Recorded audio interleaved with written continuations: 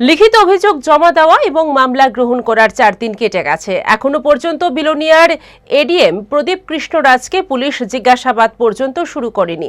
নারী নিরাপত্তা এবং অধিকার রক্ষার ক্ষেত্রে মামলা নেওয়ার পরও বিলোনিয়া পুলিশ কর্তাবাবুদের অবস্থান কার্যত কোন দিকে তা নিয়ে প্রশ্ন উঠেছে।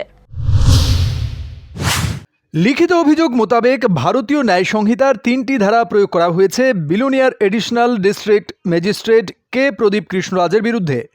বিলোনিয়া মহিলা থানায় এর এফআইআর নম্বর 0001, বিএনএসের 85 ধারা অর্থাৎ গার্হস্থ্য হিংসা, 118 নম্বর ধারা অর্থাৎ মারাত্মক ধরনের আঘাত করা এবং 351 নম্বর ধারা অর্থাৎ অপরাধমূলক ভীতি প্রদর্শন প্রদীপ কৃষ্ণরাজের বিরুদ্ধে আনীত মামলায় যোগ করা হলেও এখনও পর্যন্ত অভিযুক্তকে কেন থানায় এনে জিজ্ঞাসাবাদ করা হয়নি, এখানে পুলিশের কোন দুর্বলতা নিহিত তা নিয়ে সংশ্লিষ্ট মহলে ইতিমধ্যেই প্রশ্ন সৃষ্টি হয়েছে। প্রশ্ন, উচ্চ ডিগ্রিধারী এবং উঁচু মাপের অফিসার বলেই কি এক্ষেত্রে পুলিশ দুর্বল ভূমিকায়? লিখিত অভিযোগ জমা দেওয়ার 4 দিন কেটে যাওয়ার পরও কেন পুলিশ চুপ করে বসে আছে?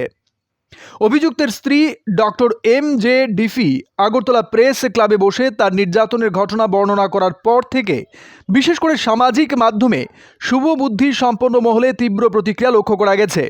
এ ব্যাপারে সোমবার বিলোনিয়া জেলা পুলিশ সুপারের সঙ্গে দেখা করার পর ত্রিপুরা রাজ্য মহিলা কমিশনের চেয়ারপারসনের তরফেও অভিযুক্তকে দ্রুত আইনি বিধি মেনে আটক করা এবং এই মামলাটির তদন্ত করার দাবি তোলা হয়েছে।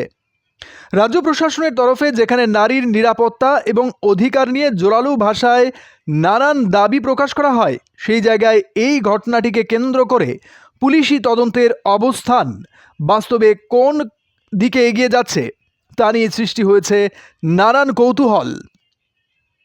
Bureau report, headlines Tripura national.